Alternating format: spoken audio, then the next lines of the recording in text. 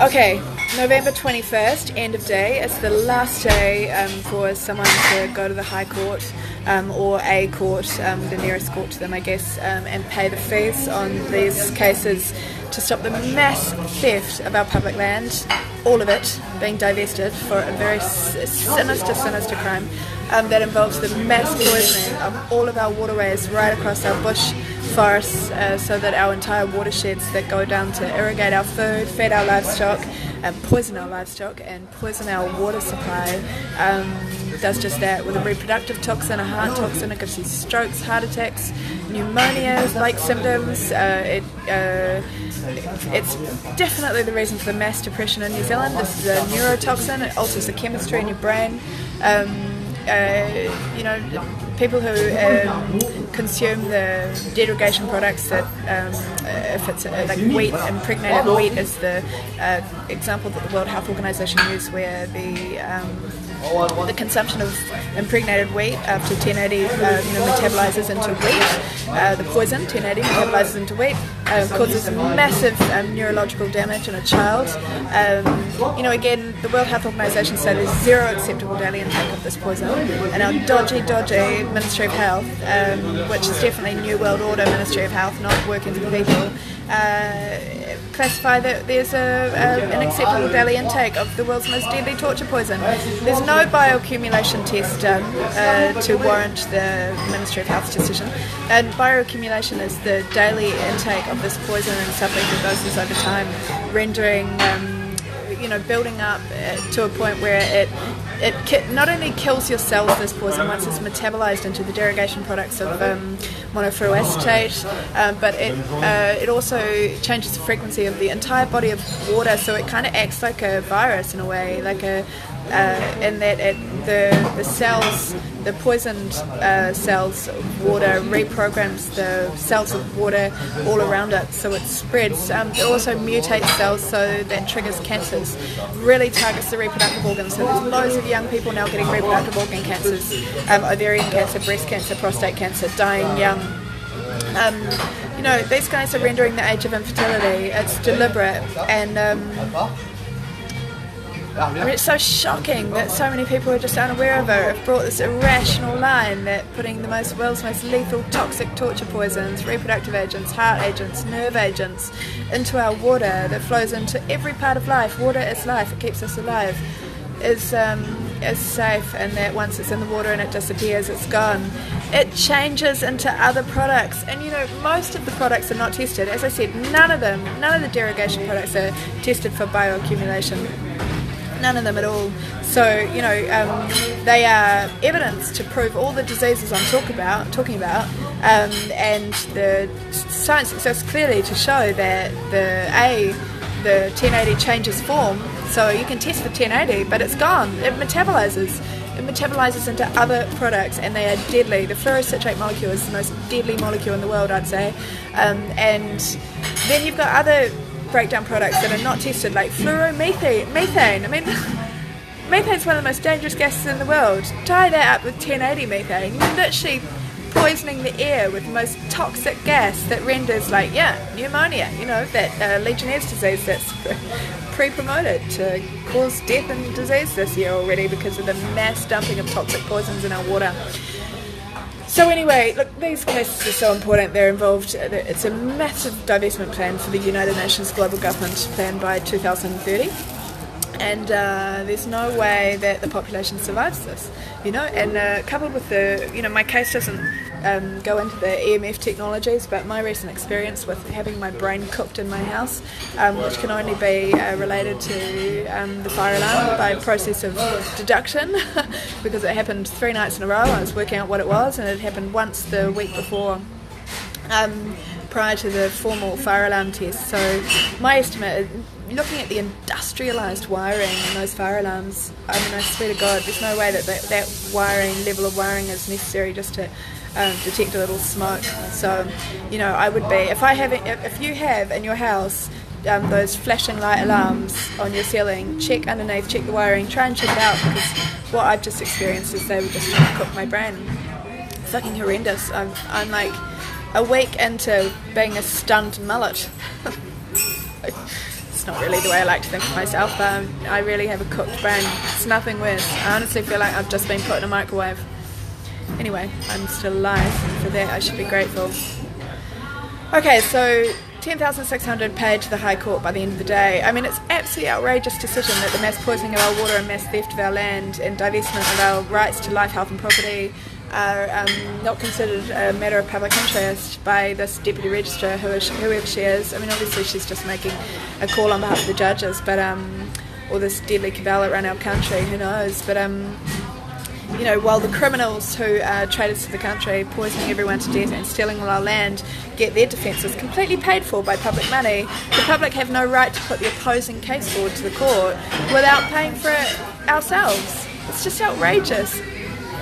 Anyway, I mean, I have still got an application for a fee waiver, a formal application, which is a 10-page argument on my right to a fee waiver, because there's no precedent in the history of the court that says that an issue like this is not public interest and that I don't have the right to a fee waiver.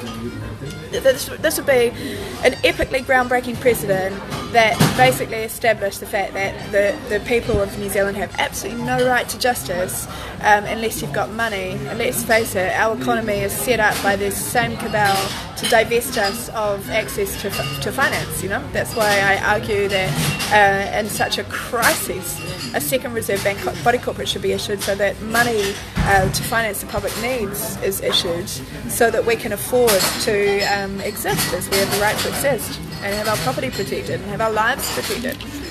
Anyway, look, so my point is that failing being able to pay the fee, I still have a fee waiver application that hasn't been formally answered, and also I've still requested that the judge review this disgusting decision that the public have no right to justice unless you're rich and you're willing to prostitute yourself for money, and unless you can prove your popularity or persuade, unless you have the gift to persuade strangers to give you money, which I must admit, it's not my forte. You know, like, I've done these cases for 10 years, and you know, people are afraid to put money in to fight the government, afraid of consequences. They should be in New Zealand, because you literally can be electrocuted in your own home, have your brain fried, and be shot at by helicopters, and have surges sent down the phone to cook your brain as well, and have EMF frequencies coming off your gadgets, off the screens of your computers.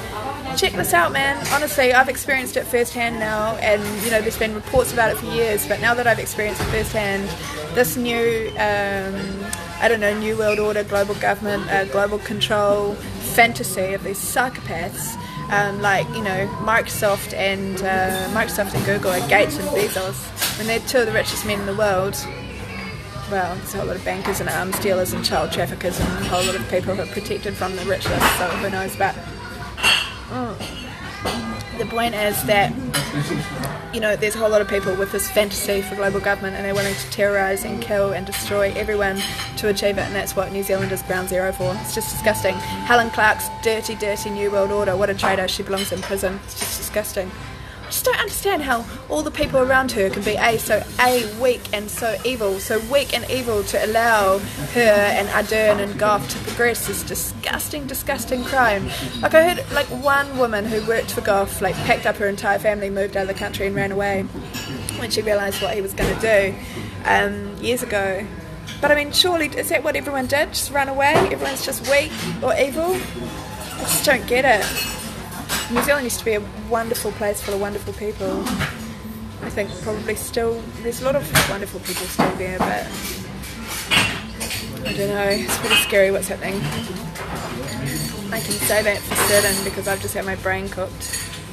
Anyway, I feel like there's enough of me still there that I'm going to heal and recover if they don't find me where I am. Anyway, I don't know what else to say, except that this is my last sort of call out for God to appear and pay the fees in the form of a human. Hi God, please pay the fees. because they're poisoning all of nature to death right across New Zealand. There's this massive poisoning of all the oysters. Ardern was pre-promoting months ago the red tide in New Zealand, how all our oysters and mussels and all our sea life would be poisoned. That is because she fucking knows, because she's a dirty, dirty criminal, that all of the poison that she's dumped right across our rivers and streams, that flows all out into the ocean. All the Britificum she dumped in the ocean, that flows out into the ocean. And probably there's a whole lot of extracurricular flights happening, just directly dumping poison in the ocean that we don't know about, that we don't see probably at night. And they are literally deliberately chemically exterminating ocean life. They're killing everything. These people are so criminal. This is just such a grotesque and disgusting crime. And we just seem to be at this age where there's lots of red lipsticks and big smiles all over the newspapers and lots of meaningless comments of never any substance, that everyone's like, okay, everything's fine. Logic no need to apply, Poisoning our water, poisoning our food, oh well, at least we've got a smile in front of us. It's just absolutely absurd. I just can't understand why everyone's so asleep, except that to acknowledge that a huge amount of mind control, subversion, technology and strategy has gone on in the country, and a lot of people have drunk poisoned water of 1080 and fluoride for so long. So maybe we're just a nation of poisoned people, so the brain chemistry is altered and it's not enough people, lateral thinking. Anyway, look, as I said, it's my last shout out. I mean, if the fees are not paid, I'm meant to have this argument with the court, but if the fees are paid, I'd be very grateful, because we need to force our day in court and demand that justice is applied as justice so obviously exists to be applied, which is to protect the life and health and property of the people. It's like a myth. Once upon a time, that's what justice was, I think. I don't know, who knows? The world's full of terrible stories in history, isn't it? This is definitely one of the best ones. Okay, that's my update. God, I'm so glad to be out of that killer country. New Zealand is the most evil, deadly country in the world right now. Not only is it deadly poison, and how many tourists are going there and dying within a couple of months of leaving after drinking poisoned water of the old bush on a nice little bushwalk. But what New Zealanders are about to suffer is absolutely hideous. So, I really pray that we can stop it. Okay, ciao.